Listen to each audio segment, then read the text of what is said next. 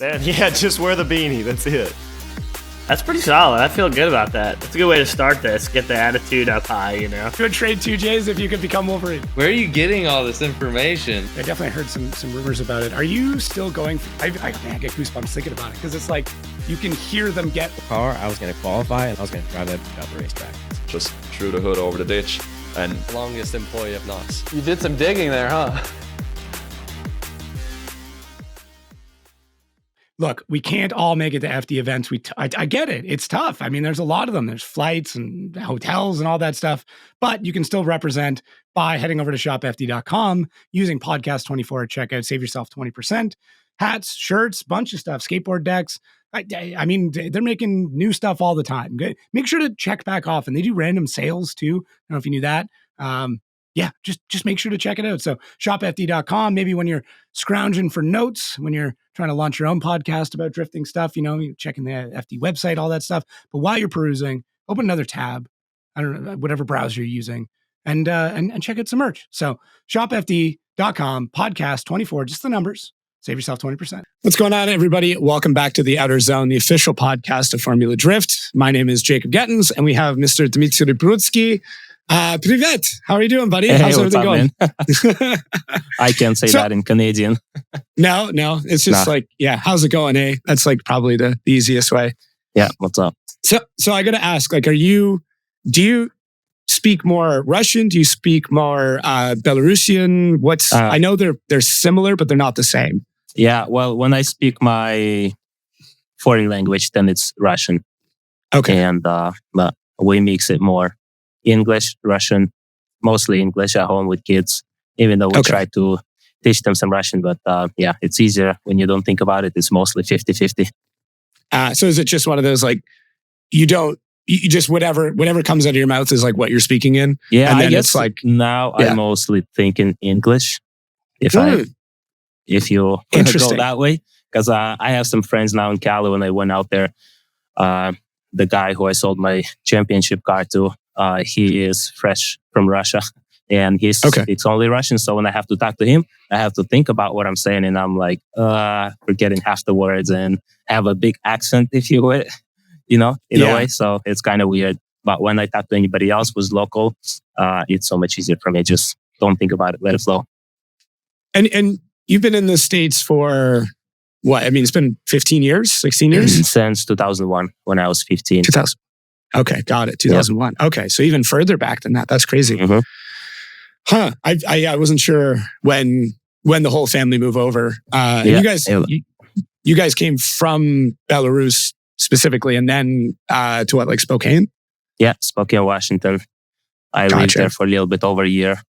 And then I think right before I turned 17, I left my parents' house and came to visit my brother here in Massachusetts and stayed ever since. Basically got my own apartment before I was 18 and that's it. Adult life began. So your family's still back in Spokane though, isn't it? My parents and most of my siblings still in Spokane, yeah. I go there like quite often. We like to go snowmobiling up in the mountains and just visit parents and stuff like that. So pretty cool. I feel like I'm going back home to my hometown when I go there. Versus rather than going back to Belarus. I've never been to Belarus ever since. Really? Yeah. I mean, I learned a lot about the history of it in the research of it, and it was kind of interesting. It's such a strange place. Like it really is. Like just basically since independence in '91, it's just kind of been this very contested area, if you will. I don't know too much of that side. I might learn something if you're going to talk about it. You're like, no, I've been in America long enough now. This is what it is. Yeah, we're all citizens. My kids were born here and stuff like that. So I choose to be here. And nice. I was born in Belarus, but that's about it. Well, I mean, I would say we are happy to have you, but I'm not an American yet. So, I mean, it might happen at some point. The amount of travel back and forth, I might as well just become an American at this point. Cool. But yeah.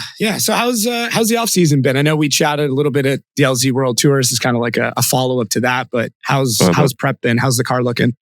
The car, I just started working on the car after LZ. Well, a little bit before LZ World Tour, I had to change. What did I have to do? some clutch lines because they were leaking and throw bearing. Flashmaster sent me a new one, so we got that fixed. I drove a whole event, had a lot of time, and then my trainee from last year was a little bit grindy, not happy. So right after the event, I put the car on the lift in the trailer, pulled the trainee, and sent it for rebuild. Hopefully we'll be back before Long Beach, nice and fresh. And a couple of new things actually. My spare motor, the original motor that we built last year for this car, dropped the valve. Not valve. Yeah, actually they dropped the valve 3 rounds after into the season. So we put a spare motor in that I had in my trailer for like 2 years, and I finished the season on it. Did hot pit, did WiseFab event. I did LZ event in it, and did some fun at Daily Driven Exotics on the block. I did a lot of burning rubber there. Shooting flames and bending rev limiter. And the motor's still strong, burns a lot of oil. I keep adding oil like every session. I don't have to change oil at this point, just gotta change the filter, I guess. Yeah, that's the way to go, man. Yeah, but we just opened up my original motor, so it's only one valve and valve guide and spring retainer. So hopefully Michael Essa will take care of it while I'm gone. And when I come back, excuse me, we're gonna put that motor back in and the car should be ready for season. Nice. So he's still doing a lot of the engine rebuilds and stuff for you. Like that's been a long time. You guys have been kind of paired up that way. We basically linked up in 2018. In the beginning, I reached out to him because I started drifting in 2015 with a little Z3, BMW Z3. I did about 2 years of drifting and got decent. I was just every weekend almost drifting. At that time, I was building this house that we live in now, and I got so caught up with drifting, so addictive, you know how that is. And basically, there wasn't much going on with the house. And my wife said, listen, we need to get the house done before you do whatever you want to do, before you continue. And I'm like, all right. I think I said that I want to do Pro-Am because at that point, end of 2016, I found out there's a Pro-Am series, then it's Formula Drift, all that stuff. And I said, I want to go Pro-Am because everybody telling me there's a competition, you will do good, blah, blah, blah, blah, blah. I'm like, I am a competitive person. I want to do some fun. I want more challenges, but just knowing how much time I was spending in grassroots, I'm like, I know I'm not going to be able to balance it. So my wife is like, listen, finish the house and then do whatever you want. I'm like, okay, deal. 2017, I took the whole year off and we basically finished the house. We moved in here like on Christmas, right before New Year's. Even though that year in July, we went to Montreal for Formula T event. That was the last Canada event. And that was the first time me attending an event like that in real life, FD. So that was pretty cool.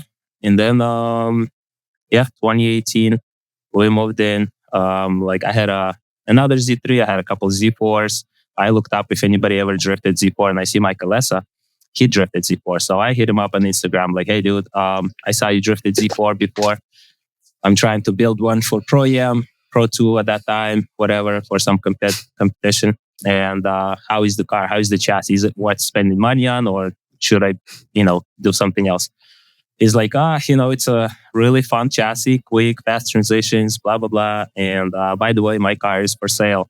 At that time, it was made for road racing because he drifted and he converted road racing. And he's like, yeah, it's set up for road racing, but I can convert back to drift within, a couple of weeks or so.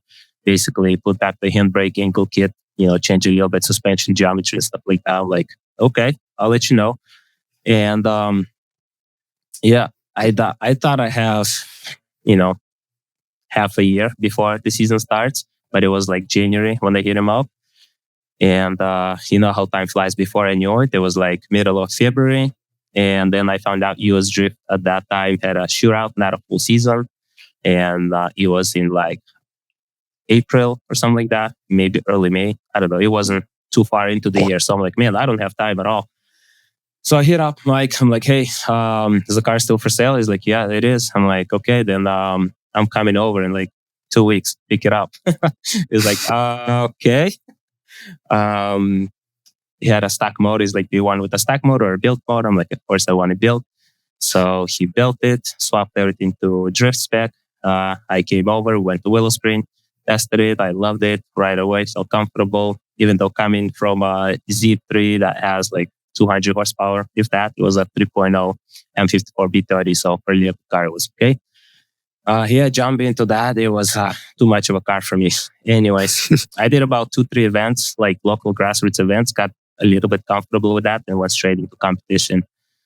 Somehow I won my first battle. It was double elimination bracket, so somehow I won my first battle. I don't even remember with who. So I advanced into the top 16 of a winner's bracket. Then I lasted there, basically couldn't keep the car on track. And also the second battle, same thing. So I lost both battles, and I was like, man, I expected so much from myself and everybody else. Because when you drive grassroots in open parking lot, you feel like a hero, just because you can hold the rev limiter and blow a lot of smoke and stuff like that. But when it comes to tracks and stay in the zones and consistent transition chase, I wasn't ready for that. Got a little bit disappointed, but then while I was still at the event at Hyperfest, I found out there's a East End Drift series, which I was preparing mentally for a series. I like go round 1, round 2, round 3, round 4. Basically, if you lose at round 1, you learn a lot and you can improve on the next one. And there's always hope to basically get better, right? Progress, get some points. So with that, I immediately registered for a season. And I think it was like in a week or two, I drove to Tennessee. Maybe it was first round. Right. So no, it was North Carolina actually at whatever that drugstore where there's 4 lanes. I qualified first, but then got knocked out in top 8. So I finished 5th overall. 5th in first round. Then second round, I qualified somewhere in top 3. I finished 3rd on the podium. Then round 3, I was also high qualifier, but I finished 2nd. And round 4, I finished 1st. So I finished 1 point behind the champion of that series. So I got 2nd and I got my license. So and basically that was 2018. 2019, I went into Pro 2. And the only thing we did is we put a sequential transmission in my car. Because at that time, Z4 had a regular ZF5 speed. And the car is so twitchy that if I have to shift like mid-drift, the car will like straighten out or something like that. I guess there could be done something with the setup, but till this day, I don't know how to set up my cars.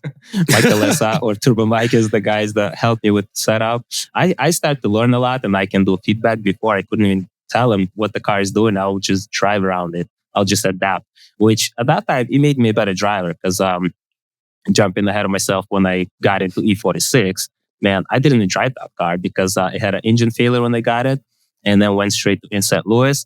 We had an ECU problem, and I had 0 practice. And then on the first run that I was able to drive the car, that was top 16, and I get sneak no back, and I just linked the track. I hit all the zones, and I went all the way into top 4. And then because we had a spare engine also in that car, a backup engine, the car just overheated and wouldn't run. So I ended up in 4th place. But going back to Z4, my first Pro 2 year, we came to Orlando. I qualified 11th. At that time, it was only top 16. It was only top 16 make it to the show. 40 drivers registered. I think 37 showed up for qualifying. So I don't know how, but I qualified 11th. And then basically I lost in top 16 against Sean Adriano on his lead. He misshifted a little bit. His training was falling apart. It fell apart on the next run. So the run-up messed me up a little bit. So in the beginning, it wasn't really a good chase. Then I kind of adapted and was close to him. On my lead, I went 1, 2, 3, initiated, and I realized that I'm not really high in the beam because I wanted to. So I tried to get a little higher. And the Z4 is such a short wheelbase, and the rear tire is basically the back of the car. So as I started coming higher, tapped the wall a little bit, immediately pulled me into the wall, and that was the end of it. And I didn't have to do it because Sean in the run-up, he tried to shift and his train just broke. So he wasn't even initiate. He didn't even initiate. He just kind of pulled the e-brake and then rolled down the main. And I freaking crashed. I should have just completed the run and I would advance. the event would just go better. The whole season probably would go better as it built some confidence and stuff like that. But anyways, that was the first big crash. I remember that hit. That hit. I was there for that. I might even have footage of it somewhere. After we're done this, I'll go looking. But yeah, it was funny. Didn't your wheel take off too? Like it came off and just started rolling? Ripped off, and the bumper rolled under, and the Z4 has such a long nose. It's like a shark, like biting asphalt, sliding down the thing. There's been a few people that have lost wheels at OSW, and I can't remember if it was yours, but one of them, it passed the finish line, and I can't remember if it was your wheel or somebody else's. It might have been Beecham's, where Beecham it actually finished the run. Yeah, he lost the whole thing. Yeah, I just remember one. There's finish, a few guys beat it, and their tire just kept going. But yeah, I do remember that hit. It was nasty. Yeah, that was that, and then Road Atlanta. Right before Road Atlanta, we had my injectors cleaned out, put it all back together, and I forgot to hook up my Venos back. So the car was so undrivable, I couldn't qualify. I mean, I couldn't link the track. I had to do crazy clutch kicks. And once I get into boost, it kind of stays. As soon as I lift the throttle to do a little bit modulation, the car just falls on its face and can't drive. So in the rain, the first first run, I broke the axle, even though my side lap was pretty good. And then when I had to run it, I broke the axle in the keyhole. And the second run, I was trying to be a little bit more careful, and the transition was kind of lazy, straight-ish. So they zeroed me on that. Whatever, didn't qualify. Then we sent the car to California. Michael Esser rebuilt it. It was about 3 months break between Atlanta and St. Louis that time. That was the first year. No, that wasn't the first year when they switched to... maybe that was the first year. I think so. 2018. I think 2018 was the first year of St. Louis. That was the old crazy fast layout. And so then, 2019. That was 2019 when they had the new layout. Yeah. The new, tight layout. So yeah, anyways, 3 months break. I haven't seen my car. My car came straight to the track. I haven't driven it in 3 months. But it was fully rebuilt, fresh, solid. I went out and same thing. I didn't qualify. I made it 18th or 19th, somewhere like that. So then we went into Texas. Same thing. I qualified 17th, I believe. And again, only top 16 makes the show. So I was out. My first season was really tough for me. But I immediately learned that car is not a good chassis to compete at this level. So I'm I got to do something. And obviously, Michael Esser had his E46 championship car for sale. So I started talking to him. I went to Irvingdale just to hang out after... I think Michael Esser took second place that time. Him and Ken Gushu went all the way to the finals and battled for a podium for first place. So Mike took second. And next day, with that same setup, everything went to Willow Spring. I tested the car and fell in love. I felt so at home driving that car. Every assignment, Mike would tell me, drive the outside line right there. And that would be inch perfect. Drive the inside clip right here. I'll be inch perfect. And the car just drives itself after struggling with Z4. With Z4, you have to drive 110%. You can't just, there's no room for mistakes. And with this longer wheelbase, the car set up properly, it just floats so good. The throttle response is good and everything. It's easy to steer. I'm wow, it's so easy to drive. So yeah, right on the spot, I gave him deposit and I'm yeah, rebuilt that car for me and let's go. So that car got rebuilt. I went and picked it up. That was a COVID year. So it actually gave us a little bit more time. I went and picked it up, came home, went to English Town to do some testing. And I did 1 or 2 laps and then it started making some crazy noise. And I guess one of the retainers or shim, the valve shim came out and then started bending the valve and dropped the valve. So that motor just got locked out completely. So that's when I pulled the motor from Z4, which was, I did, what is it? Pro 2 season on it. I did a bunch of fun events on it. I did a whole clutch kicker season on it because by that time, the clutch kickers were done. I actually missed the last round and I finished 5th or 6th in points anyways with clutch kickers. So yeah, that motor started to overheat towards the end, but I still put that in and we went to St. Louis. I was excited to get some practice. I got 0 practice, which I was what's going on? Nothing's lining up, but it was a blessing that my car did not run in practice. Otherwise, I would have finished it in practice. I would never run competition because it was literally on this last leg. So, competition came. We finally figured out it was the ECU. Papadakis gave us a spare ECU. And we were able to run top 16, top 8, and in top 4. While I lost the first battles, the car started shutting off right before the finish line. So they sent us one more time. It was with Josh Love. And then second time, same thing. The car just, once it gets too hot, I think I had a crack in one cylinder. So all that hot air was just going into the cooling system. And then I went for a third place battle with Mara. And even on the run up, the car just started like shutting off, and I didn't want to put anybody at risk. So after that, same thing. Car went back to ESA. Fresh motor went in. We came to Seattle, and it was rainy, and that was my first win. First time podium in FT. First time first place, and it felt good. I'm like, man. Then we went to Texas. We went to Texas. I think I got knocked out in top 8. Still was in the lead in points. And then Irvindale, same thing. I didn't make it to the podium, but I still got the championship. So even though that battle when I got knocked out was a little, I didn't agree with the call, but it is what it is. Basically, I was in top 8 with Steve Misko. And it was the first time they changed the layout when they added the last outside zone. And there's judges said after transition, you're allowed to slow down a little bit. Not before transition. There was clearly brake lights went on before he transitioned. He was still this way. When I came in, he transitioned on the brakes and I basically topped him. So the slow down zone again messed us up. But I had enough points to secure a championship, so that was cool. Then next year, we didn't change much. Refreshed a little bit the car. We went back to 2021, the first year of Prospect. Things changed, Link ECU, all the, the H-pattern transmissions and stuff like that. Same tire. At that time, because 2020, we still had Achilles and Nexon. In 2021, we were all on GT radial tires. So, no excuses, everybody on the same tire and same link, same, basically, just, different chassis, platforms. So I was able to finish third in Orlando, then first place in New Jersey, then I think third place in St. Louis, and second place in Irvindale. So got another championship.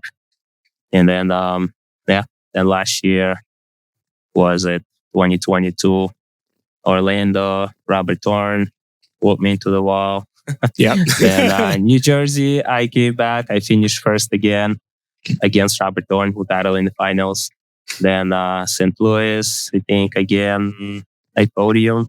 Well, maybe it was like just for FSP Euro contingency or something like that, but I was still on podium. And then Utah, the first year of Utah, top 16. Same thing, a little. It was a championship battle between me and Robert Thorne, where I understeered behind him. And he dropped almost 3 wheels, like 3/4 of his car in the last outside zone. So since it was a championship deciding battle, I would definitely send it one more time. But judge decided differently, and he got the win, got knocked out, and that's it. I lost my championship there. It was kind of hard. Almost got another one. Yeah, almost had 3. It was hard, but I think it was better for me to take a loss because I learned a lot. It made me a better person and not be so cocky and maybe in that way. Anyways, it was a good experience. And then last year, we built a brand new car. I didn't have time to test it whatsoever, like zero testing, except like some parking lot second gear burnouts. Okay, car drives, stops, e-brake works. Let's go to Road Atlanta. Same thing. The turbo was a little bit too big, and this car was different from last car. Exhaust, intake manifold, exhaust manifold, single throttle body versus ITBs. Just enough little things that made the whole car drive completely different. Actually, I did something right before event. There was a small leak on the oil pan. So I had to pull the trainee, take the clutch, and pull the oil pan to reseal oil pan. And I guess when I put the clutch back in, I didn't completely tighten the pressure plate, or maybe it came loose. I have no idea. But I had almost no clutch when I went to Atlanta. So all my clutch kicks were like, if I press it 90%, it doesn't do nothing. So the car still bogs and I was kept flying off track and it's like, so frustrated. I don't even know how I qualified and linked the track probably for the first time in qualifying. I qualified 15th.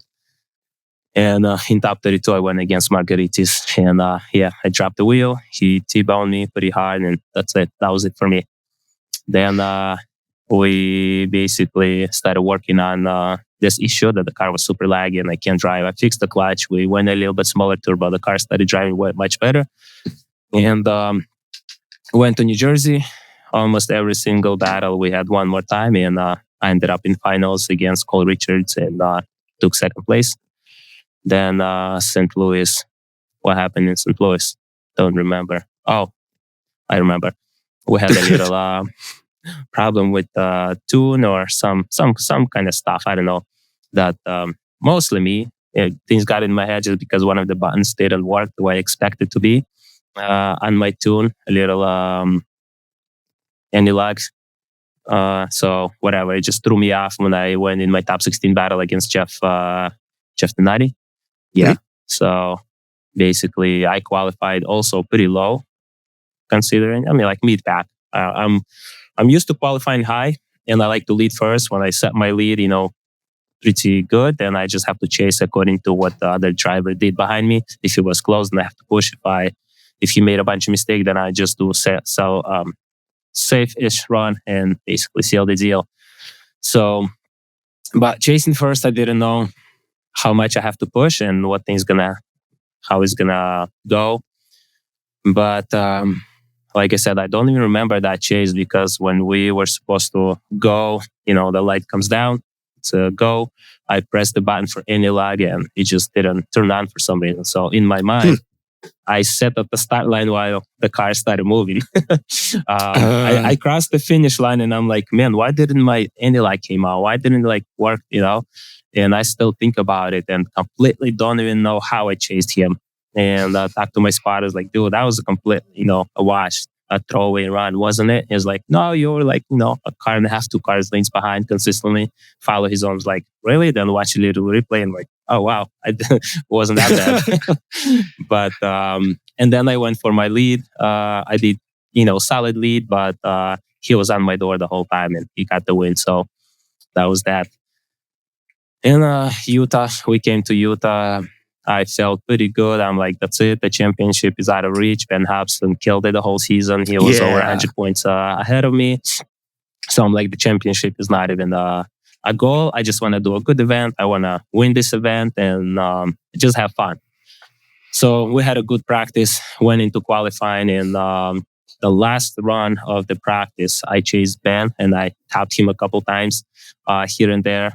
And after the run, I'm like, I got to check my tie rods. I got to check my bolts and Wisefab and stuff like that because I had, 2 days of practice. I did some bending doors, blah, blah, blah. Came back into pits, completely forgot about it. So, go for my qualifying run, warm up my fronts and just, scrub my fronts. And all of a sudden something goes underneath. I'm like, oh no. Back on the radio with my crew and making decision whether we want to call 5. Or just, qualify in bottom 8. Made a decision not to use our 5s and just go for the second bottom 8. So we did score the highest score of the day, but we were only able to take 25th place in the bracket. Yeah. So that put me against Casey Cole. Same thing. I had to chase first. I wasn't sure how he's going to do it. Not that he's not a good driver, but sometimes he has hit or miss runs. Most of the runs are good, but there are some runs that could be a better run. So I wasn't pushing it. I let him initiate and then I jump on his door and I finished to the finish line basically on his door. And then when we swapped positions, he initiated closer to me, even though he fell back at the end. I thought it was one more time. Judges side differently, gave him a win. And that's it. I was knocked out. 2 top 32 exits was pretty hard, but at the same time, it's okay. Casey was pretty stoked. He's like, dude, I had top 32 exits, 3 rounds. 3 rounds in a row. It was that was, very devastating. So he needed that more than me. And I'm like, hey, God bless you, man. I'm happy.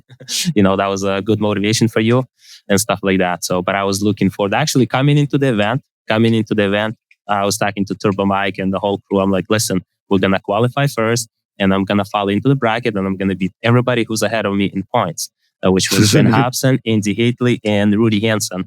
And had I not lost that battle, I was in the bracket where top 16 would be Ben Hobson, and top 8 would be Rudy Hansen, and top 4 would be Andy Hitley.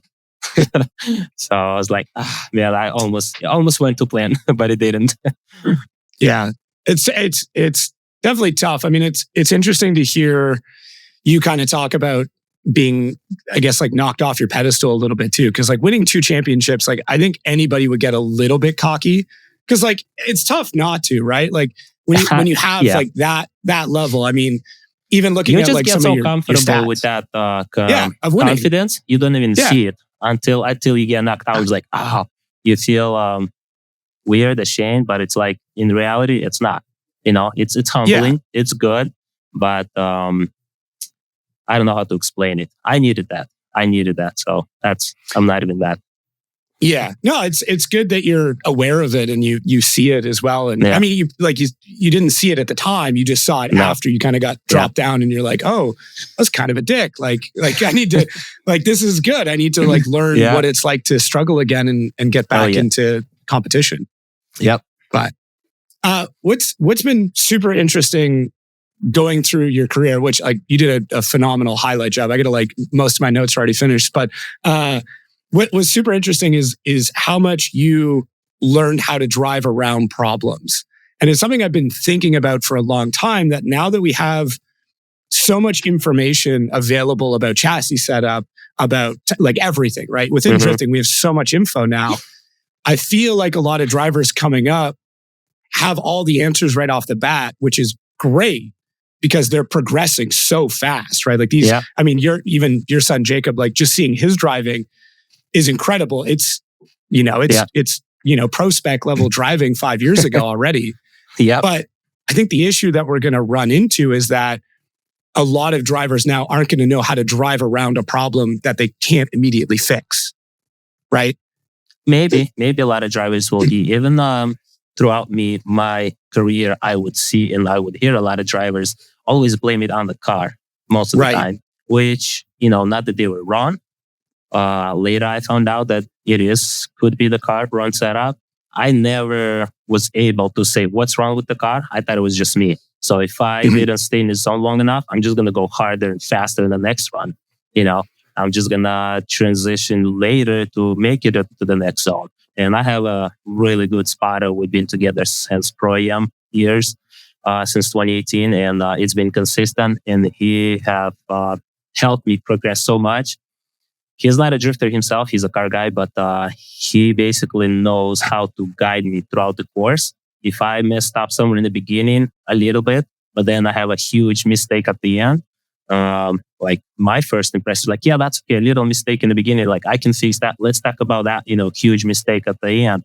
And that's what most people probably would focus on. And he's like, no, forget about that. Let's focus on the little mistake that you did in the beginning. Maybe that's what caused you the other mistake at the end.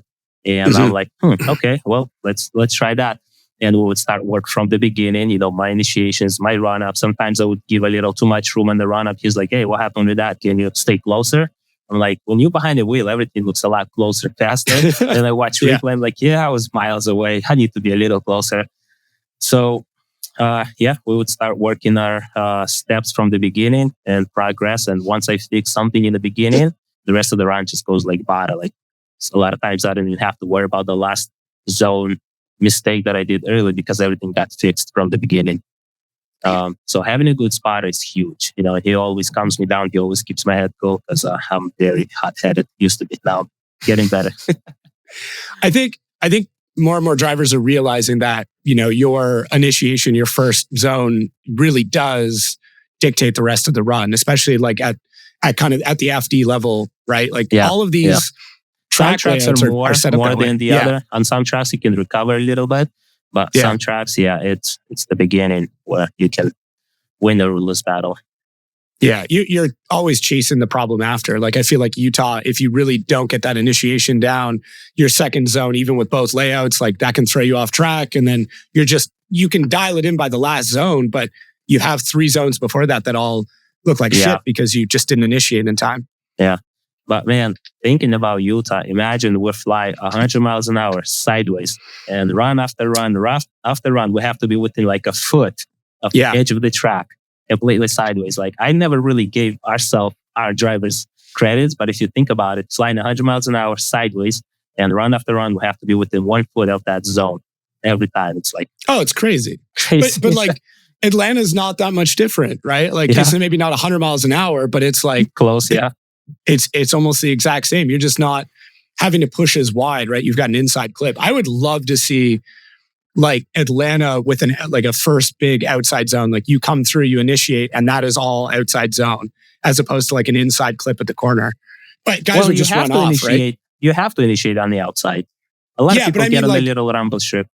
But I mean, like, if you were to continue that to the edge of the track on the other side and like towards the gravel. Yeah. It's too sharp. No way. We'd have to scrap too much speed. There's no way. That's a good point. And you'd have to get back. Like, I guess the best part of having the inside clip there is that you get on throttle and you shoot out. So if you were to go wider, it would be much harder to do that. Even with the inside clip, if you don't get on throttle hard enough, you still fly out. So you're almost getting on throttle like 15 feet before that inside clip to like get the car to grip up and push around. If you get on too late, you just shoot wide. Yeah, well, that's the problem I had last year in Atlanta. I would basically clutch kick and get on throttle, but the car wouldn't come up and I go off track. And my tuner is like, you're not clutch kicking. I'm like, I am. I know I am. So we have sensors. We have sensors on everything, and my clutch and my brake and my e-brake, throttle, obviously everything. So thanks to Link ECU, we got all that data. Oh, that's cool. I would basically give him step by step what I'm doing, when I'm clutching it, when I'm grabbing, how many clutch kicks I did and everything. So Turbo Mike would go into the computer, pull up the data, like stretch it, and exactly like he could see like 5 times I pressed my clutch, this and that, but RPM stayed. And only later we found out that my pressure plate was loose, and that's why I wasn't getting the disengagement. The car just stayed engaged with transmission, and I couldn't get the RPMs up. So that was the problem. But having the data and go back and learn that, okay, I am doing something right, and it's actually the car that needs some work done, was a good point versus like, okay, no, you're not doing flash kicks, or get things mixed up in my head. And I'm thinking I'm doing, which I know I did. And had I not had this data, we would probably didn't solve the problem. Kept fighting it, trying that I wasn't clutch kicking enough or something like that. So having sensors and data was good.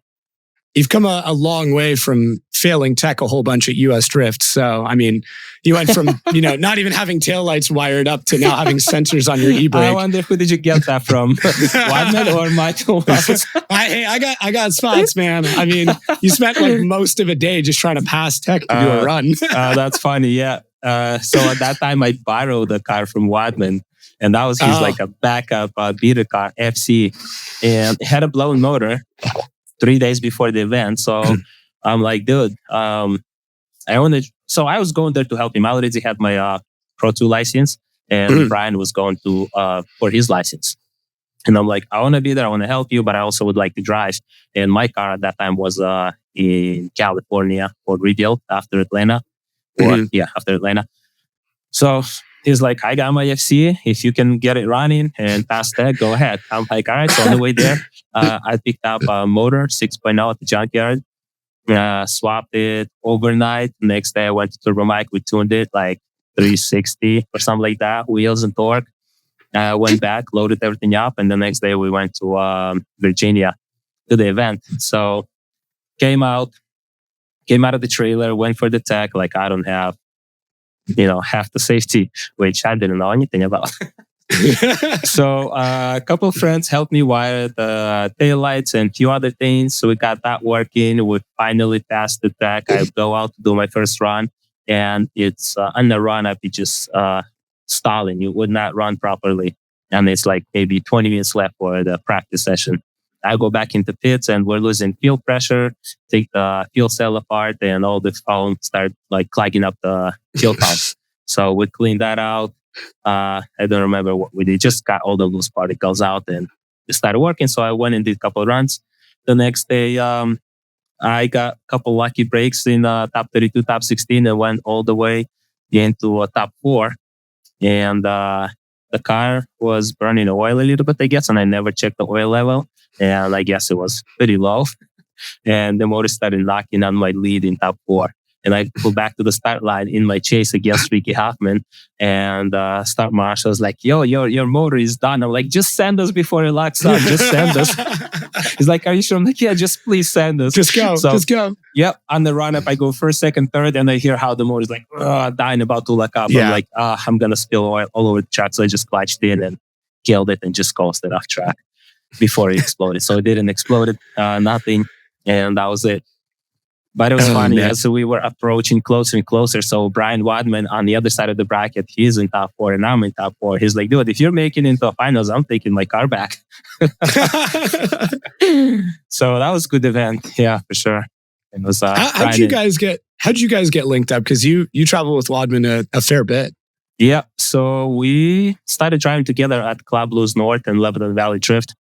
Those are the local grassroots events. And I came out. I didn't know what I was doing. They all called me crazy Russian because I was just went all out. So here's the first feeling when I came to a drift event. Before, I would do little like stupid stuff on the streets, like you clutch kick around the corner, you got your wheels a little squeaking and you like got all excited and hopefully you didn't hit nobody, hopefully the cop didn't see you, stuff like that. And we're talking about 2-3 seconds, a little tire squeak. And you get all excited. Here I come to an event where basically if I don't do that for the duration of the whole run, I get punished. On the streets, you get punished for doing that. There you get punished for not doing it. I'm like, so I'm actually allowed to do it? I'm allowed to go crazy? I just went crazy all out. My first event with a completely stuck car, I went from beginners group C to group B, where I linked the track and had a couple difficult transitions and everything. And then a couple events in, I started being consistent B group. And then Group B. And then towards the end of the season, I got more stuff done to the car and I was able to tandem. But yeah, Wadman was the first one to be like, I was like, yeah, I want to chase somebody. It was obviously miles away, but like, I want to chase somebody or I don't want somebody to chase me. And Wadman is like, yeah, let's go. And the guy who ran one of the classes, like, dude, do you know who you're going after? Like, that's the crazy Russian. He's like, I don't care. Let's go. I'm crazy too. I'm crazy American. So we like instantly bond together. And I felt the vibe, like he's crazy. He didn't give, he didn't care about his car. I didn't care about the car. All I care is about fun, good runs, put on the show. And he's a family guy. He got kids and wife. Same thing with me. We started like just being friends with families, understanding each other on a lot of things. He was my one of the guys that I'm like, dude, if I ever mess up, if I don't act appropriate, because I'm foreigner, right? I'm an immigrant. You better tell me. It took me a little while to start telling me when I act inappropriate, like because of different culture and stuff like that. Yeah. But yeah, he helped me a lot to become a better person and better athlete and all that stuff. So yeah, he's a good guy. He's super funny. Yeah. We still talk, we still have fun together. Yeah, he definitely picked a good guy to pair up with. He's somewhat local to me. He's only like 50 minutes up to an hour away. Still go snowboard together, and he's pretty good on snowboard. You would think he's a bigger size guy, but he rides way better than me. He moves well. Yeah, and it seems to like you guys kind of pair up in like your, I guess, like ability to be kind of sketchy. Like both of you guys are fine with things being a little bit sketchy. A lot, a little too much. Like driving a trailer back and forth to California, missing a wheel. That's definitely a little sketchy. Yep. And some other things that we're not going to talk about. No, we don't have to get into all of them. I took a top level one. There's just photo evidence of it, so you should. Man. Yeah. That was crazy. Yeah, it's good though. Like I think we all have like crazy, sketchy stories over the years of just things that we've had to do to get by.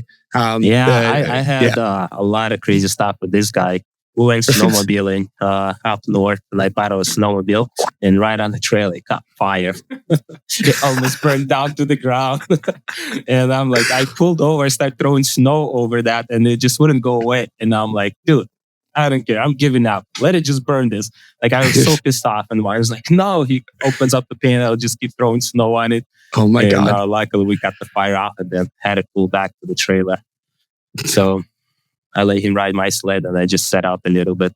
But yeah, it was funny. Funny stuff happens when we travel together. Yeah. Straight out of the trailer. That's brutal. Yeah. That's brutal. Just like old oil or fuel or something that caught and just that was it. It was a little bit misfiring and he was spitting a little bit unburned oil through the O-ring, through the exhaust, back onto the header, and eventually caught fire. Because it would like run good and then start backfiring or misfiring a little bit and run good and break through and sometimes not. It was a mess. It wasn't a good day, but it was good memories. A lot of fun. Yeah. No, I would like to see him. I mean, I want to see him kind of get back out and get back into it too and do a bit more, but it's tough. He made the more smart adult choice, I guess. Oh yeah, for sure. Yeah, financially, it's the best thing to do. Yeah, for sure. Yeah, it's all good. He was telling me about what he calls sandwich key, but is really podsemki. And your obsession with very large bags of sunflower seeds. Yeah.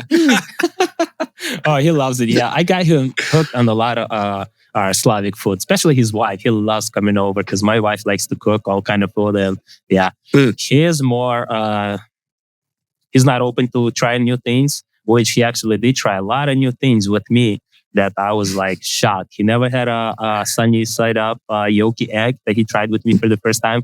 He never tried watermelon. He tried it with me for the first time. I think grapes he never tried that he tried with me for the first time.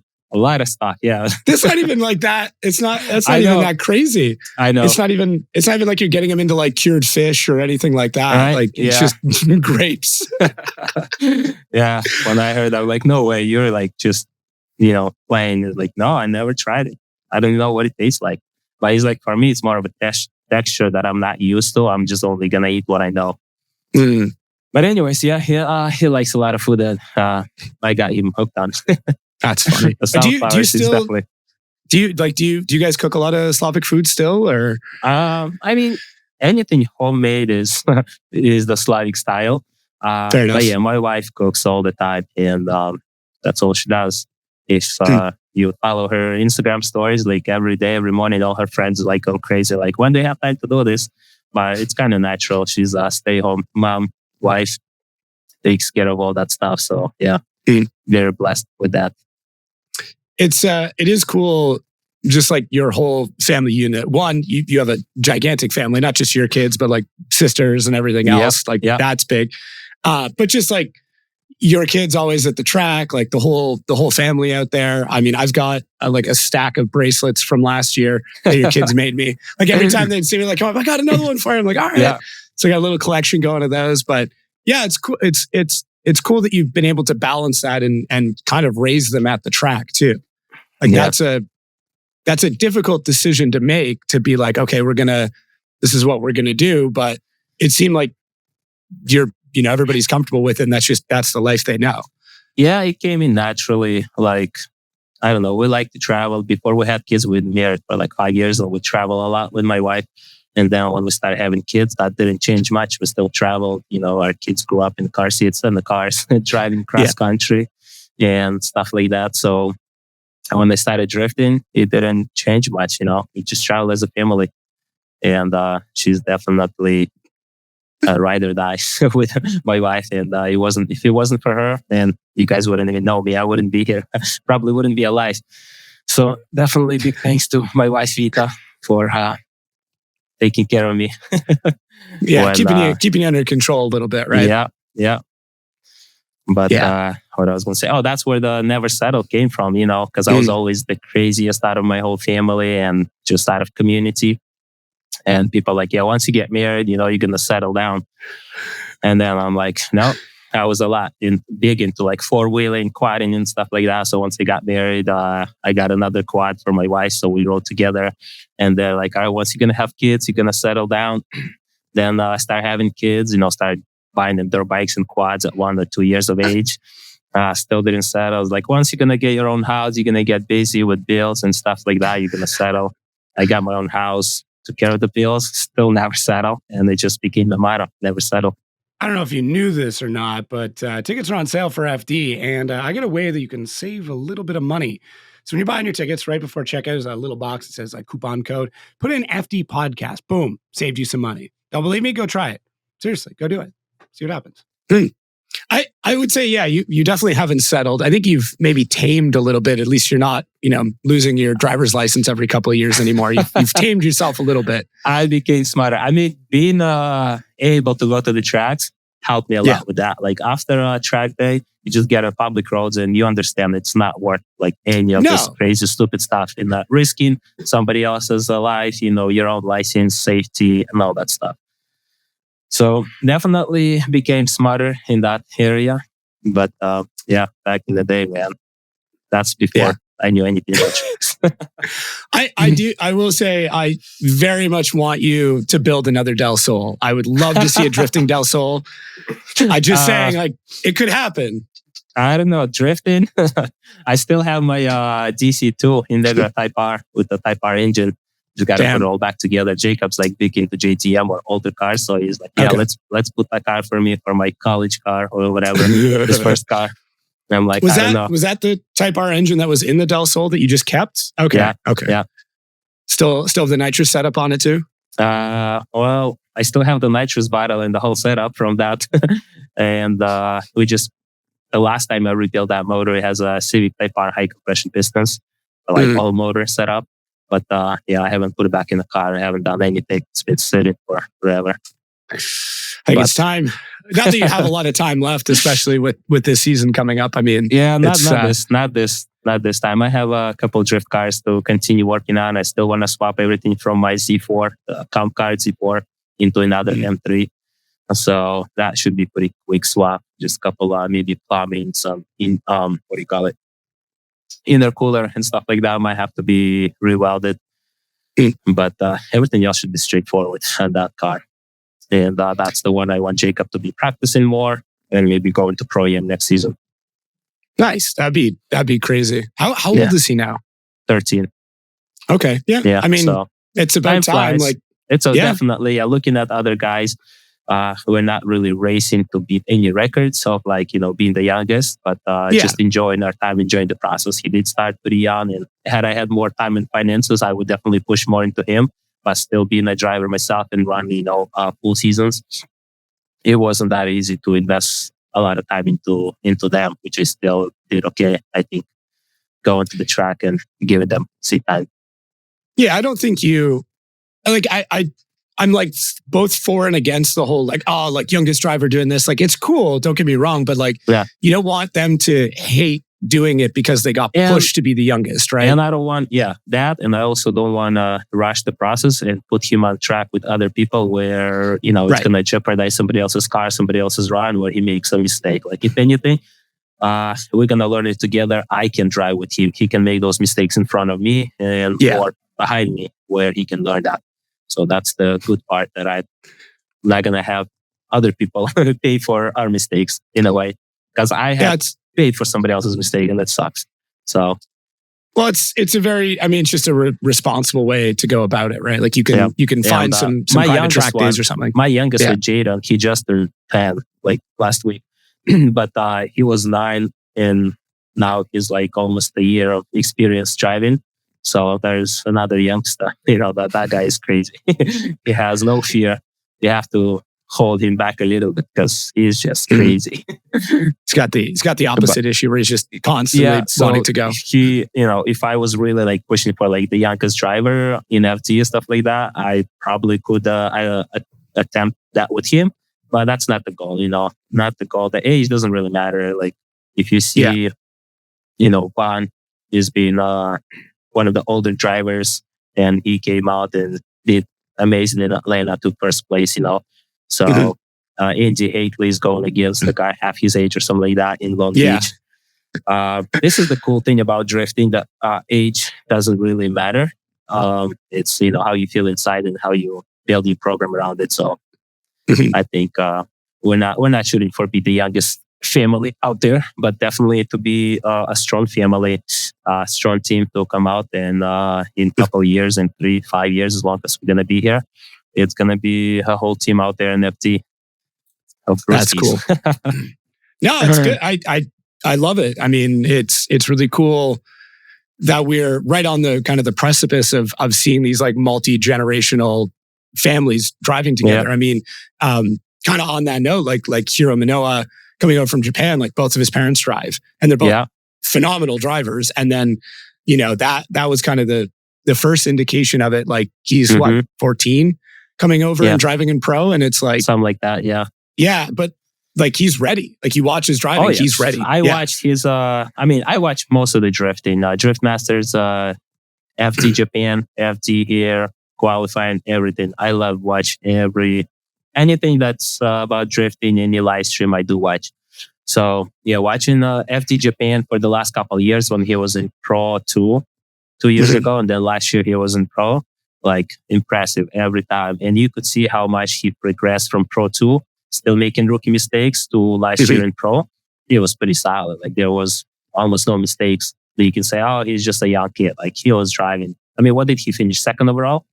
I think so, yeah. In the championship? Yeah, you can't, can't say that he's you can't say he's not ready. Right? Yeah. And he's and at that age too, like they're moldable, right? Where I was watching, I think it dropped today, like some in-car footage of him and Kazuya tandeming together in the new cars. And like the traditional kind of like, I don't want to like speak too broadly, but a lot of the traditional Japanese way of managing the car, with, kind of the very smooth, like you see the motions inside the car are very smooth. They don't make a lot of like micro corrections. The idea is to like set it and lock, hold the car and go around, where when I find when guys are moving into FD, the grip levels are so different and those cars are so twitchy, they have to make a lot of small adjustments. And I was watching his in-car and I'm like, oh, he's already driving like an American FD driver. And it was interesting to see and kind of pick up on that right away. And I was like, oh, like he's already there. Like he's ready. It's going to be exciting year for sure. Yeah. A lot of things change for FD, a lot of new drivers. I think this year might be one of the years that will have the most new drivers come in. Rookies. I think so. Because some years you have like 2, 3, 4. This year we have like maybe 8 rookies. Yeah, it's a lot. It's a lot. It's pretty cool. The battle for the rookie of the year is going to be pretty wild. I mean, you're definitely going to be in the running with that. We're gonna. I mean, you could try. Yeah.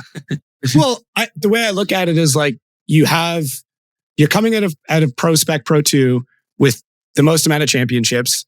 You're in a car that you already know and have developed and learned with. So like that's such a huge leg up. Like, Ben, incredible, like phenomenal driver, that you can't take anything away from, but he's going to get into one of the hardest chassis to drive. Like James Dean struggled to make that work. Oh, I know. But listen, James Dean came from a little bit different setup and driving style where this seems like fits Ben better. So I think it probably the right combo. A Mustang and Ben, that's going to be it. I'm excited to watch him drive. I'm so pumped for this season. Like I cannot express how excited I am just with all the changes, everything going on. It'll be wild. Yeah. Like it'll be wild. So to be perfectly honest, I am not sure if this is coming out before or after Long Beach right now. But so this kind of could make it fun. What is you're still set up for pro? That's all happening. That's all good to go. Yeah, as of right now. All right. How what's your thought process with this? Like, has it hit you that you're doing this? Like, you mentioned earlier on, like, there's a really cool photo of you in Turk in Canada. Like, you're going to be driving next to that guy now. Is that have you processed that yet? That not really. Like being out there in Long Beach, one of the top Pro 1 drivers. I had not, but just feeling when I was at LZ World Tour, and the first time I went against, it wasn't a battle, it was just a practice. But I think I drove with Odie, Matt Field, and Dylan Hughes, because I drove with Michael Essa before and Adam LZ. right? But driving with those guys for the first time, just side by side, having like thoughts, okay, not to mess up or like not to hit them. But I was able to comfortably just be, inches from their door. It was like a really good feeling. And breaking the ice or breaking that fear. How am I going to feel next to these big dogs, next to the guys that I looked up to, next to the guys that they're way above you, and you almost not even worthy to drive with them. And now all of a sudden you drive with them and you bang their doors and be inches away and give them good leads, always stay in line and stuff like that. I was like, all right, I got my feet wet a little bit driving with them. So that feeling went away. I don't know how to explain it, but I just felt comfortable doing that with them. It felt right. Where you're like, it felt right. Yeah, I belong here. I just, deserve to be here. It's more of like belonging. Like before I thought it was like, all right, I'm over here, they're over here. And when driving with them, it's like, all right, we can play this game. That's got to be very reassuring because I'm sure there's a ton of doubt. And of course, they were in their practice cars. They weren't like in their pro setup cars. And we were on a tire that is not even close to pro level grip and stuff like that. But it was just still just going against a person. You can feel the energy almost. Realizing who you're going against. That was a mental thing. Well, the tire was definitely an equalizer because it didn't matter if you had like 300 horsepower, 800 horsepower, you only got so much grip out of it. But I think that kind of tells you that your skill level and your reflexes, your racecraft is where it should be. I think the first one was Odie that I started chasing him. And we initiated transition, I got on throttle, and I'm like, approaching his door, and I'm like, do I hit his door like with the tire a little bit, or do I back up a little bit? So I remember I started like pull a brake, back on throttle, back, and I saw the video of my spotter send me, and I could see my car goes like doing all this diving in and back up, diving in and back up. I'm like, it's kind of cool, a little too much aggression, but man, I expected him to be a little bit faster, which he wasn't, but like almost was. Showed some dominance there. Like, all right, let's go. Let's do this. And the next run after that was just like more smoother and more confidence. Just felt more comfortable driving with those guys. Yeah, I think having that even tire playing field was really interesting. Although they weren't. They're party tires, right? They were meant to be a party tire, right? They were pretty good. And what I like about it, we're able to do 6 laps, basically 3 battle. And not worry about going back to the pits and change tires. It was pretty solid because it was all about seeing them and show. It was cool to see how equal it was, though. Like that was kind of neat. And it almost gives a bit more credence to like pro spec running all the same GT. Because like originally I was kind of against it, and that was because I was working with a team that was coming off the Achilles, which were insane. Like those tires were ridiculous. Yeah. And it was kind of like, oh, you get this advantage. Exactly. Yeah, exactly. Exactly. But it was neat. It was definitely neat to see that as an equalizer. And it changed my mind a little bit about having a spec tire in the series where I was kind of like, maybe there's a place. We're in the same tire, I really don't care if it's a good or bad tire, Yeah. And if it's the same tire, it's the same tire. Everybody has to deal with the same thing. So. But it also shows your ability, going back to what we talked about before, of like working around a situation and knowing how to work around that situation. Whereas I still feel like there's going to be a lot of people that, their first drift car is going to be on some crazy sticky Volino or something like that. And that's all they know. And then given a situation where they don't have that anymore, they don't necessarily know how to either change the car or how to change their driving style to adapt to it. They will learn. Well, they have to. Right. They will learn through the mistakes. We'll all learn. Those are the best moments to learn. Yeah, when I went out on these tires the first lap, because I showed up with GC radials, prospect tires, and I did like 2 laps. The tires were gone, and I was comfortable. The grip level that I know, and then I switched to these tires, and all of a sudden, it's like, oh wow, this is way different, than what I'm used to. And I immediately came back into the pits, and now having a little bit of understanding, we changed the alignment a little bit, dropped the pressure a little bit more, and I went out, I was like, all right, feels good, really good. And I can't say like for sure statement that I was the fastest, but with anyone that I was chasing, and even if I make a mistake, I was able to like get back on them. So I feel like I was pretty fast, one of the fastest car out there at LZ World Tour. And then with Mike chased me, Adam chased me, a couple other guys. They basically didn't have much more left grip. They were like fully on throttle and always just enough to keep up with me. Where when I chased them, I was always like checking out behind them because I was almost running over. So that felt good. The fact that I was able to adapt quickly and not just struggle, drive around it, but I used the car setup to fix that problem. It was good. So hopefully we're going to use that more this year and use the tools that's available and drive better. Yeah. And chasing Adam, I mean, that's pro level car. In the car he's the most comfortable in too, right? Yeah. Like that was the big talk. Everyone's like, oh, just take that car to FD. And he finally is. And it's like, okay, well, it's time to see what he's got. He definitely got, the skill and everything. And as long as he stays cool in his head and stuff like that, I think he'll do well. He'll do well. We saw that in New Jersey. Yeah, we talk about the mental game so much. Like it's so critical. You talked about, the button just not having anti-lag on. Oh yeah. And how much that screws with your head. Absolutely. Do you have any like pregame rituals, warm-ups, anything like that? Do you like just want to talk or be quiet, or what are you doing in the car? Definitely gotta be quiet. I try to follow the same steps the way I do, with my earplugs, head sock, my helmet, all that stuff, get ready ahead of time, kind of not super early, but not like last minute rush and getting everything. And even though it does happens. And that's it. Just, I like to be calm. I like to have one of my guys stay right next to me, look me in my eyes, just in case I make eye contact with him that I need something, even though I can just be sitting there with my eyes closed. But I'm like, they have to stay right here just in case I need something. Oh, that's cool.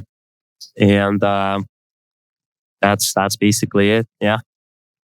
So just similar ritual, like just to kind of get in the right headspace. And then, yeah. I like the idea of having a guy there. I mean, it's funny because you see some guys, some drivers have that. They'll have somebody standing basically right next to the window up until they leave for the burnout box. Yeah. Did you like check your tire pressure like consistently? Or like, hey, can you check it again? Like, can you check it again? No, once they told me, my guys are pretty good with that, but once they told me the tire pressure, it's good. And sometimes when we don't even have time to adjust tire pressure, I'm like, just tell me what it is. Like, don't waste your time like adjusting. Just tell me what it is. So I'll know it's 3-5 PSI more than what it is after like a couple of runs. I'll keep that in mind and I will try with that in mind. It helps me. So it doesn't have to be exactly, that PSI. Yeah. But you just know if it's a little higher, like, okay, I'm going to slide. My side bite's not going to be quite where it needs to be. Should probably initiate a little bit earlier, like those small adjustments. Yeah. I mean, most of the time I just drive, but it just gives me some kind of peace of mind. I don't know. Yeah. I think just having the knowledge at this point, you've put in enough reps, you've put in enough laps that you just take that information and go, okay, I'm just going to like, my brain knows what to do now. I know what to do. I just need to do it. If you don't get in its way. Yeah. Do you think when you're driving anymore, or is it just kind of the lights go out and you're like, okay, I just go now? I'm pretty sure I'm aware of every run except that one, what I said in St. Louis. But I can recall every moment on track when I did the clutch kicks, when I did left foot braking, when I pulled my e-brake and stuff like that. It's like just replays in my head. Every run. It's all there. Yeah. I'm focused. Like when I'm driving in the chase, in the lead, I'm just looking at the zones where I need to be. And, my feet, my hands, they do what they got to do. But in the chase, I think basically whether I want to be super aggressive or I want to, hold back a little bit and be safe. But as long as I don't overtake a lot of times, it's just fun. And obviously practice most of the time is going well and you can be on somebody's door the whole time. No mistakes. And as soon as competition starts, you just do a stupid mistake or overdo it, overcook it. And that's it. You don't have room for mistakes in competition. Zero. No, that's where we're at, where it's one small mistake and it's basically done. Even if even if it's not a zero or a non-compete, which no complete or whatever it is, which also looks like they've rewritten that this year as well. Like there's a lot of, it's not as harsh as it used to be. It's not as it's not coming down to those technicalities like, oh, his wheel went straight understeer, but the car still moves sideways. Which I think I was on both sides of that rule.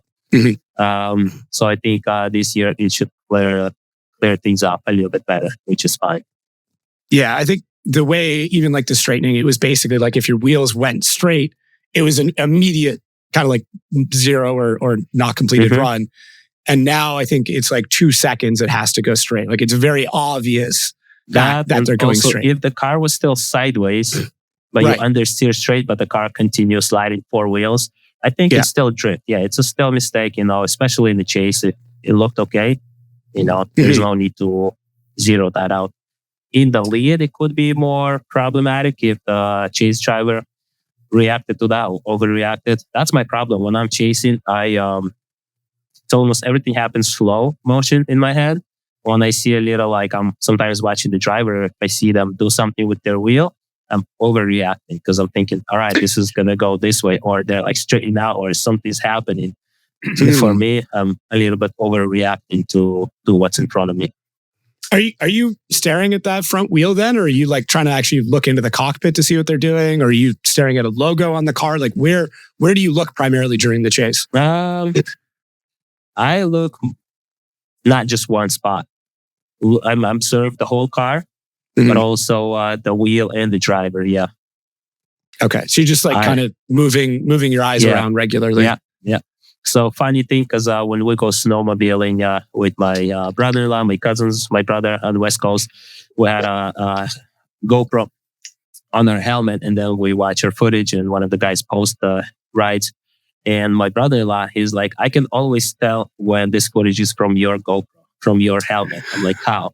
Because he's like, because you can just like this, and you kind of took a picture of the spot, and that's it. And you keep riding, and you know what's happening there. Where like me or your brother, like you look at it, like kind of stare at that and slowly get back. And I guess I didn't even realize that. But same thing when I'm driving, I can just pick quickly at something, and I kind of picture that, and I register that super fast. It's enough for me just to do a quick glance, and I'm like, no, I completely understand what's happening there, and I focus on the next thing. Yeah, you kind of put that into the knowledge bank of like, okay, this is, whether you see like a correction or you see them start to transition at a different time, so to kind of pull back and then I see that they're transitioning a little too soon, or they're not going too deep in the zone, so I'm like instantly start adapting to what's about to come. Like I can see that what they did is not going to get them into the zone, so I start adapting ahead of time before that even happened. In a way, I would love to like overlay the data you've got with another driver to like understand what that reaction time looks like, right? Where it's like they pull the e-brake and then how long before you pull the e-brake, or they do something how like I'd be super curious like exactly what those read, register, and then input times are, because I think I'm overreacting, and I've been watching footage and in practice and talking to my spotter, and I could see that I'm watching. I see what the lead driver did, and then I'm like, I know I overreacted here because everything happened so fast in my head, which I should have just went with it a little bit longer. That's my thought process. I react too fast because I see in my head it felt like eternity. It was so slow. He did this, and like he did a huge correction. When in real time you watch, it's like a little blip, and he kept going. And now I overreacted, and now I kind of took a shallower line because stuff like that. You must need like some patience in it. A little bit, yeah. Yeah, like just to see what's going to happen next. Like, okay, I see he's making the adjustment, but what happens after the adjustment? That helps when I'm super close to the car. That's when I'm quick to adapt. So maybe I just need to drive a lot closer to a lead car. That'll be good. I think that's it. You just got to be like trading paint the whole time, and it'll be perfect. Yeah. The problem is actually when you're further back. Yeah. That's the plan. I wonder though, when you get into pro, if that's going to help though, because the amount of adjustments and mistakes that happen are significantly less, and the cars are faster. So everything is going to happen in real time. Like everybody talks about, oh, when you drive against a guy of a higher caliber, you just get better because you have to, and that's how they drive. So that was one of the problems that I talked to my team, my spotter, for the last couple of years, not to tag down on any prospect drivers, because obviously didn't win two race championships. But basically, average, if we take all my leads, most of my leads are like 90s and plus, right? So anybody that's chasing me, they can jump on my door and know that they can stay there, and there's not going to be crazy corrections, some stupid stuff. And that's how they got advantage over me when they chase me. When I'm chasing them, a lot of the guys I can't chase super close, again, because partially I'm overreacting to their little wavering. And they're not perfect on the line. They're not consistent with their flow, especially V8 cars. I feel that like when I'm just, my throttle input's nice and smooth. If I'm in the zone, I'm just going to stay on it. Where V8 guys are so choppy, like whap, whap, whap, and I can see the cars moving like this. Again, that's me from, a couple feet away from them. I can see that reaction. Then I watch it on live stream or replay that my spotter sent me. It didn't look as bad. But in person, right there behind them, it was like so violent, so many adjustments. Seems like so much on enough throttle. That's why a lot of times I would be a little bit safer chase than just being on the door. I didn't want to put myself in situations like, I basically did something that knocked me out. But going into pro and driving with these guys, knowing that, man, everybody's robots, everybody's doing, 90 plus runs. You just have to take chances and go for it. Like there's no holding back. There's no need to hold back. That's not the level of like holding back. And even if something happens, you're drifting, man. So that's the plan. Going into pro and just go 100% in, just, try to aim for the door and stay there and just follow them. Same thing for the lead. Go good. Give them a good leads and, be proud of the battle no matter the outcome. Yeah, there just has to be so much. I mean, there's like a mutual respect of like, I know you're just going to go. Like, I don't have to worry about you checking up. I mean, it happens. There's always the rumors of people playing games and shit like that. But like 99% of the time, the guys are going to run hard because they, it's pretty obvious when people are pulling stunts. I think some of those things that you call like playing games, those are the driving styles, a little bit of strategy, because everybody want to win. And as long as it's within the rule book, or like within your driving style, it is what it is, I understand and completely agree that if it was a team tandem, like whoever does the best tandem wins, right? Now, the driving from the lead would be much different than when you're trying to knock the guy out behind you. So you cannot exclude or say like everyone is 100% honest and trying to run a best lead to give the other guys opportunity to win. No, that's, in my opinion, I don't think that's the case. Excuse me. Not a lot of people will say that, but I know that. Well, I think so. When I put something in as like playing games, like guys checking up in the wrong spot or like, obviously doing something to screw with somebody, like, stuttering at the line. Like that's something I've seen guys do where they're just like, they'll kind of like shake the car a little bit at launch or hold back so the chase starts rolling ahead and then they get by. Like that to me is more of like playing a game. But if somebody's just running a really fast, aggressive line, or somebody's just throwing a shitload of angle into a particular zone to get the guy behind to choke up, I'm kind of okay with that because that is the game of winning, right? Like Forrest Wang can be very difficult to chase for some guys because of how much angle he throws at the car, of how he's actually able to get it to hold angle for a long period of time. Where if you have a car with a ton of side bite, you can't get the car to do it because you're having to like e-brake just to get the car to come out, and it looks bad behind. So then you lose momentum, and then you grip up, and you're done. Right, so, and that's knowing your opponent and going against them. It's like getting mad at Muhammad Ali for playing rope-a-dope to beat somebody. Like no, he figured out a strategy to tire out George Foreman. If anything, it has to be like ahead of time, the whole plan run planned out. Because like during the run, if I'm thinking if I'm gonna start like doing something different than what I'm practiced for, I'm only gonna screw myself up. So whenever I'm in lead, I just train myself. Never ever think about what's behind me, what's chasing me, and what's happening. I'm in the lead and I'm trying to do as best lead as I can. Because even the run up, like if I'm going to start playing that little game, man, I'm only going to screw myself over. Like I can't. Yeah. For me, it has to be fully committed, the same run that I did before. And that's all I'm doing. But maybe with more experience, you start being comfortable with changing your pace during run up and stuff like that. I don't know. I'm not there yet.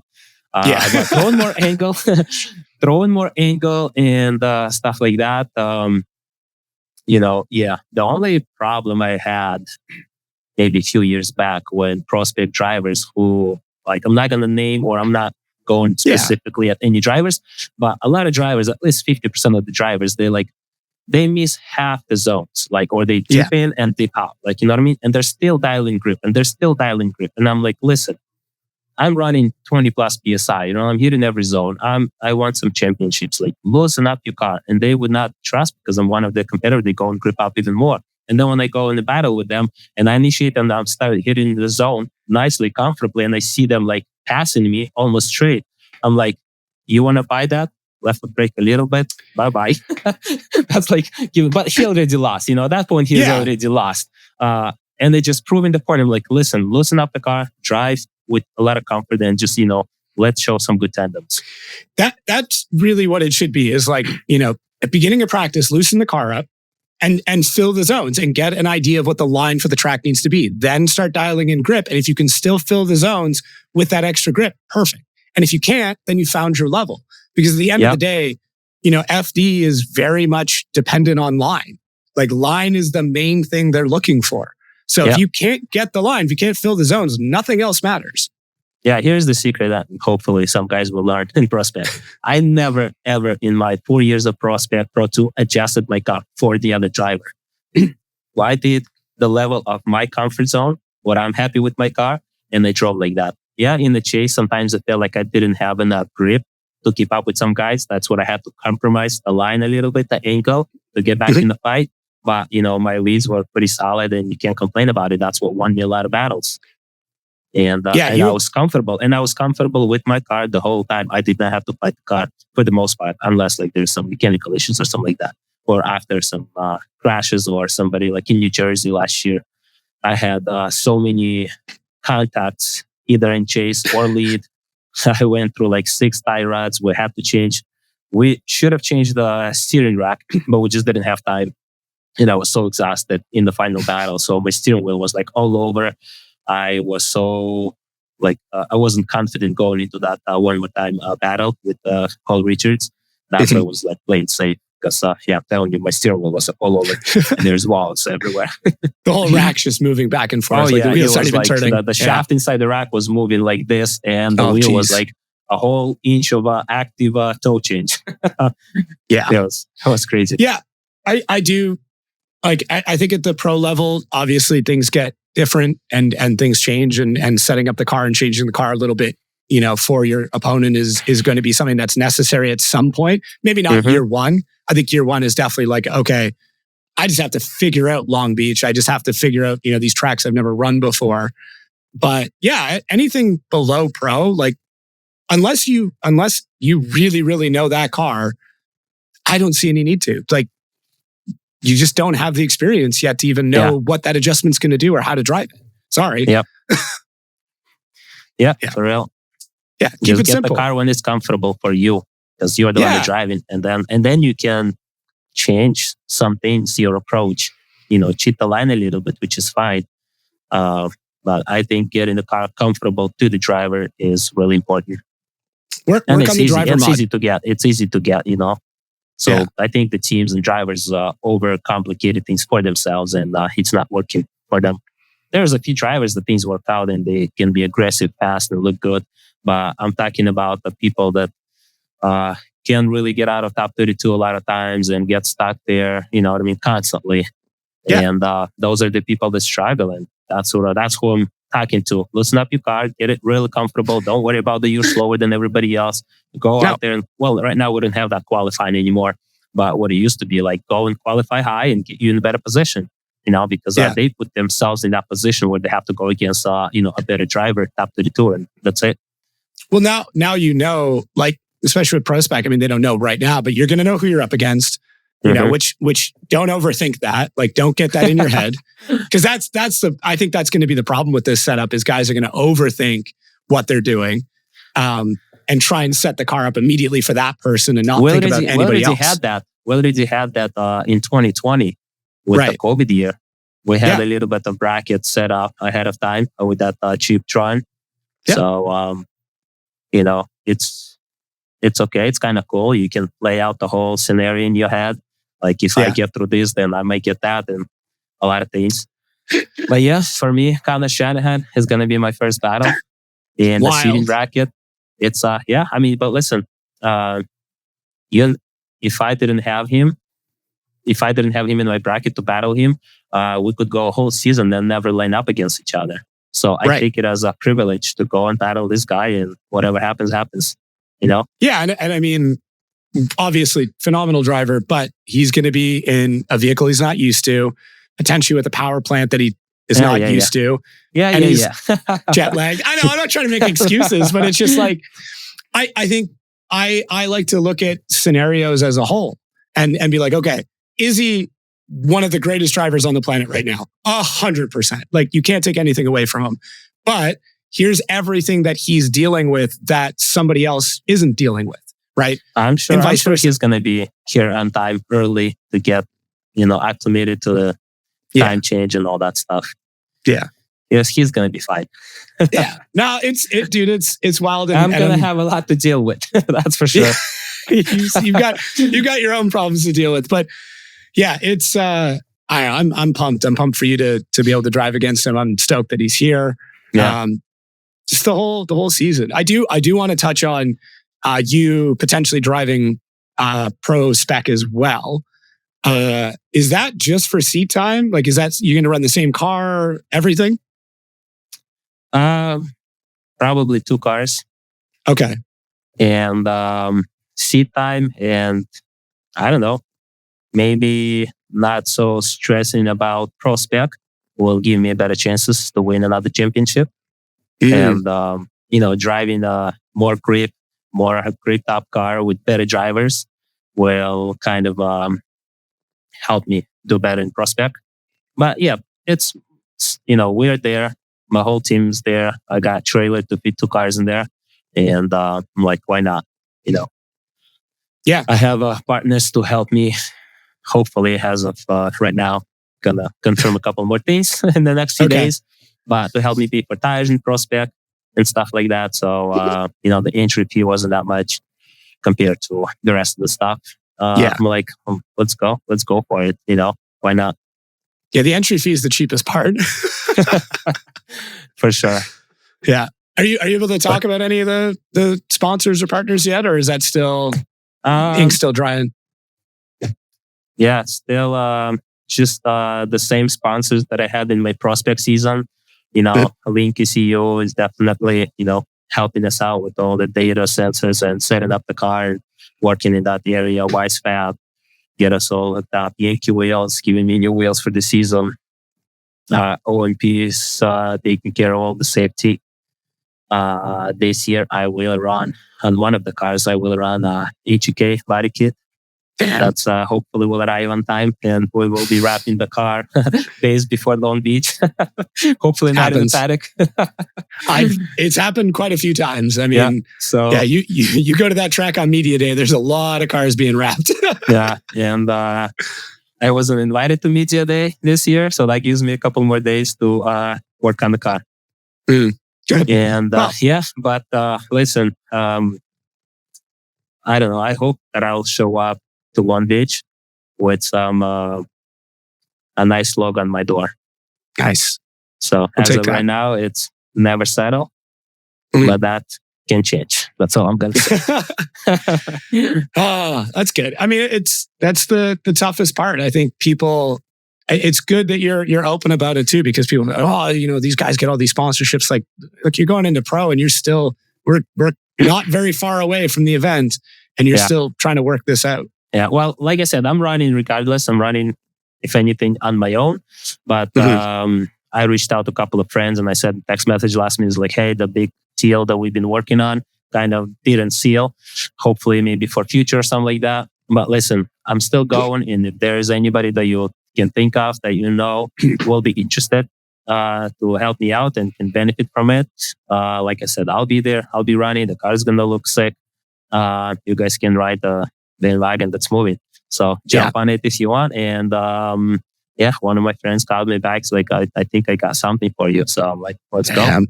And we'll see. I was thinking just getting a big siding company or something. We've seen Verthouse, which is roofing. So why not siding, right? Oh, well, it's roofing and siding. Yeah. I mean, that was the other thing. I always talk to the guy who helped me do my program sponsorship proposal.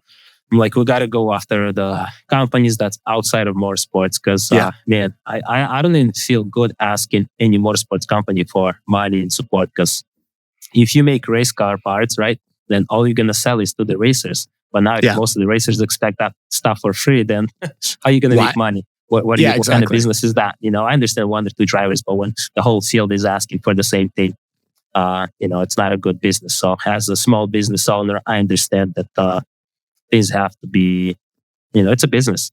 It has to be profitable. Otherwise, you might as well call yourself a charity or something like that. That's such a good way to think about it. Hopefully we can continue this thing and find sponsors outside of motorsports. Something you see at NASCAR and other motorsports. So it'll come through and big things will be happening. I think that's a good reference. Just look at NASCAR. Like it's not a bunch of automotive companies that are on the majority of those. Like it's DeWalt and tools and medication. And those companies, man, they have money. Like for them, $1 million is nothing. It's a pocket change, right? So if you present, if you find the right person to talk to, if you present it to them, if you invite them to the event or something, and show them, it's probably a portion of their entertainment budget. It doesn't have to be their marketing budget, because a lot of companies, they have entertainment budget where they can send an employee of the month or whatever, that branch to the event and blah, blah, blah. That's nothing. And now they can brag to their other competitors like, hey, we have a race team. What do you guys have? You know what I mean? For $1 million only. So, and I think the problem is that, let's say you approach a big company like this and you're asking for $250,000. They're like, you're probably some kind of backyard drifter, end of the street, cul-de-sac drifting. What can you do for $250K when the one NASCAR round costs, $500K? So what we as teams need to start approaching, asking for $1 million, $2 million, $3 million. And then it's like, all right, for, 1.5 million, I think he's going to come up with some kind of decent program for us. I think that's the right approach. That's a very good way of going about it. That like, if you, in these companies, these marketing budgets are several million, hundreds of millions of dollars in a lot of cases. So, when you get into these Fortune 500, if they're on the stock exchange, stuff like that, like that's a good way to put it. Like, look at the stock market, pick companies that are on it. Those are the ones you go after and go after $1 million plus. Mm-hmm. Yep. Yeah, because $250,000 to them is like, no, this is going to be more of a headache than it's even worth, right? Yeah, exactly.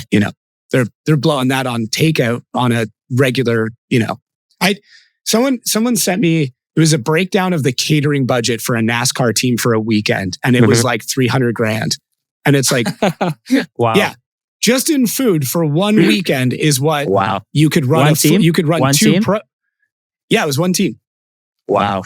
What and you could run 2 pro programs for that. It wouldn't like 150,000 a program. Like it's not an incredible budget, but there are guys who run for way less. Yeah, you break even, but you definitely running a pro season. You need to start making a little bit of money. Have a little paycheck. I think, and pay your guys, and just makes like if you're not worrying about money, all you're worrying about is winning, right? Yeah, just performance, just being professional. And this year we were working on our team to just enjoy the time being at the track before competition, after competition, watch other dudes compete, just still be happy and enjoy the time being on the track. Because before I've been so caught up in winning, that as soon as I lose, like even if I lose in top 4, I'm like, that's it, sucks. Like, the weekend is ruined because I didn't took first place. And right now I'm just trying to change that mentality that, listen, 31 drivers going to lose and only one is going to win. But just enjoy one of those 32 or 40 teams that put in on show. So Yeah, I think it's going to be more enjoyable for us and just going to have fun. Hopefully better results as well. it's very easy to get caught up in, oh, I didn't win. And it's very hard to remember, like, oh, I'm one of X amount of people in the world that even get to do this. Even at a grassroots level, like even at the base level, you are still one of few, maybe 10,000 people, 100,000 people, whatever, that are getting to do this. So like, don't let one bad situation just ruin the whole weekend. Yeah, absolutely. Yeah, we're definitely going to try to enjoy it this year. Good. I'm so pumped for you. I'm excited. I mean, I'm sure you're finally like you were probably tired of everyone going like, when are you going to go pro? When are you going to go pro? Because like I was one of those people, 100%. I was one of those people like, dude, just go pro. And you're like, it's got to make sense. It's got to make sense. And now it seems like it's finally starting to make sense. Yeah, I was saying that basically someone has to pay for it if I'm going pro, and that was the plan at the beginning of the season. But then that didn't really happen. But I was already so focused in and making all the plans and stuff like that to go pro. Then again, after WiseFab event, I came home, as I told you. I'm like, no, I got to be adult. I got to make smart decisions. I can't do it on my own. It's not smart. And my wife's like, no, you already wanted to do it. Let's do it. Let's go. I don't know how it's going to be, but just let's go. The car is there. Everything is there. Let's just start the season and see where it takes us. And kind of that step of faith. I'm like, let's do it. Made us last couple of phone calls and this and that. And I believe that miracle is going to happen, that I'm going to have something on my door going into Long Beach. Sick. Dude. Well, I'm pumped. I'm looking forward to it. I'm not, like I said, I don't know if this is coming out before or after. So it could be, it's kind of neat that we're not sure when everyone's going to be hearing this. So it might have happened. It might not have happened. He might have beaten Connor Shanahan. He might have won the whole event. We have no idea yet. Yeah, dude, I'm pumped, and I'm glad I'm very happy we got to do this. Thank you, man. It was a fun setup. Fun fact for everybody. Dmitriy is not the most computer savvy person ever. For the record, almost none of the drivers are. It's always something that comes up. Yeah. If I had my son Jacob here, he would help me set it up in minutes, but it's all good. We got to go somewhere with mom. Yeah. And cool. I had to learn the new things here with your video tutorial. the other Jacob teaching you. So. That's right. Cool. Anything else you want to add? Any thank you, shouts out, anything like that? Yeah. Thank you to my wife, to my family. Thank you to FD that allowed me to be part of the top 40 teams in the world. I'm excited and ready to take the challenge and play the big game with the big dogs. Sick. Well, thank you everybody for listening and watching. Really appreciate it. And we'll catch everybody next week. Yeah, that was pretty easy.